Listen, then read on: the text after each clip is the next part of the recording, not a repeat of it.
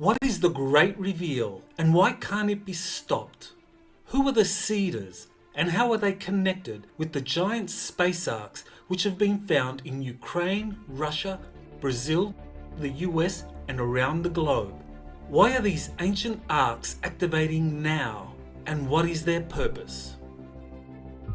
This story begins far back in humanity's past. Writings from ancient Sumer tell of Utnapishtim surviving an ancient flood through an ark carrying humans, animals and plant seeds for the renewal of life.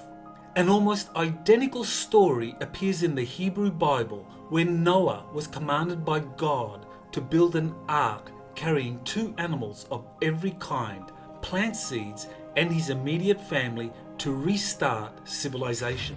Similar stories of a great flood and arks being used to restart life appear in almost all ancient cultures. But were these arks simple wooden constructions built by humans in primitive times or advanced technological craft linked to the Elohim, the mysterious creators of life? An expert remote viewing team recently targeted Noah's Ark and found it to be an advanced metallic submersible spaceship. The idea of space arcs saving humans in times of planetary disaster are not limited to Earth. In 1984, the CIA sponsored a remote viewing exercise with Joe McMoneagle and other RV veterans to discover what happened during a planetary disaster on Mars sometime during the last million years. The remote viewing team found that the Martian survivors left on massive metallic space arcs that landed on Earth, thereby starting a new civilization amongst the primitive indigenous human population.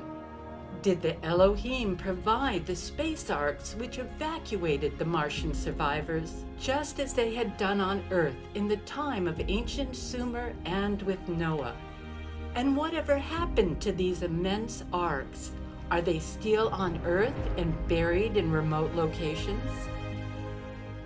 In 1974, world-renowned paranormal researcher Andrea Puharich led channeling sessions in a Faraday cage in Ossining, New York, involving a mysterious Council of Nine.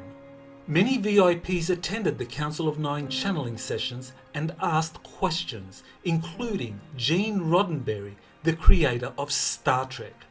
The VIPs were told that 24 extraterrestrial civilizations were responsible for seeding human life on Earth. Atlantis, the ancient Hebrews, and many different cultures were influenced by one or more of these Cedar races. The Cedars, or Elohim, possessed the genetics of human, animal and plant life that was constantly being modified and seeded throughout our galaxy and beyond. The Cedars were helped in their galactic seeding experiments by other extraterrestrial races, but also opposed by powerful off-world groups. The extraterrestrial races that opposed the Cedars included reptilian and grey aliens, and those affiliated with a formidable spiritual entity called Lucifer. Lucifer is worshipped by powerful elite human groups who are dedicated to suppressing and hiding advanced knowledge and technologies that can help humanity evolve. In the Council of Nine channeling sessions, Roddenberry and others were told that the Cedars could return as early as the mid-1970s. All that was required for the return of the Cedars was that humanity would be ready to welcome them rather than oppose them out of fear and ignorance. However, global elites and their ET allies have long been manipulating public opinion through the mass media to perceive extraterrestrials at large as a threat. Gene Roddenberry's prime directive comes from the Galactic Federation of Worlds, a group working closely with the Cedars. The Cedars will not directly interfere in human affairs or with our free will. Yet to ensure that the end of this current 12,000-year cycle does not again result in the catastrophic demise of humanity, a plan was implemented.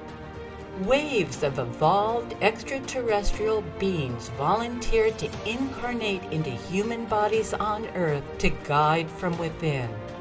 According to the highly respected Andromeda contactee Alex Collier, 200 million of these volunteer starseeds are currently on Earth.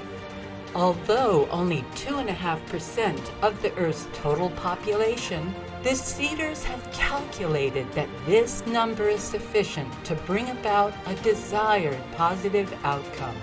Today, the Cedars have returned to our solar system in large fleets of spacecraft and are preparing to reveal themselves.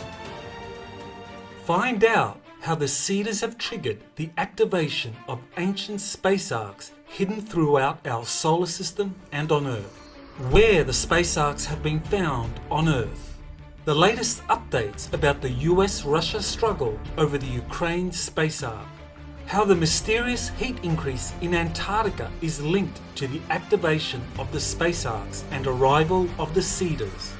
The connection between the mysterious Bujegi mountain discovery in Romania and the Cedars. The final conflict between an Earth alliance working with the Cedars to prepare humanity for open contact and the Luciferian consortium of global elites and their alien allies desperate to stop it. How humanity will escape the cycle of destruction and graduate into a galactic golden age. Join Dr. Michael Salla, the world's leading expert on exopolitics, for this exciting all-new webinar intensive coming on April 9th, entitled E.T. Cedars, Space Arcs, and the Great Reveal. Don't wait, register today.